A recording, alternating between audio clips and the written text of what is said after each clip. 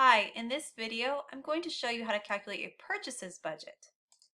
Now, most of our chapter focuses on budgets for a manufacturing company, but a merchandising company would need to budget for purchases of those merchandise. So here's an example. The problem tells us that budgeted sales are $400,000 for July and $490,000 for August.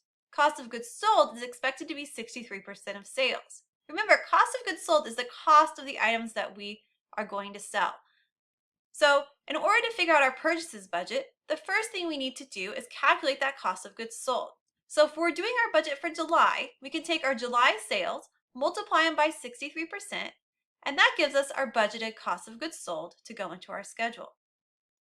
Now, if we're going to sell some items in July, we need to plan ahead and buy some extra so that we have some ready to go for August. We don't want to run out of inventory at the beginning of August. So we need to add in our desired ending inventory in July. The problem tells us the company's desired ending inventory is 22% of the following month's cost of goods sold. Now, we have the sales data for August of 490,000, so the first thing we need to do is multiply that by 63% to get our cost of goods sold. Now we can take the cost of goods sold number and multiply it by 22% to determine the desired ending inventory.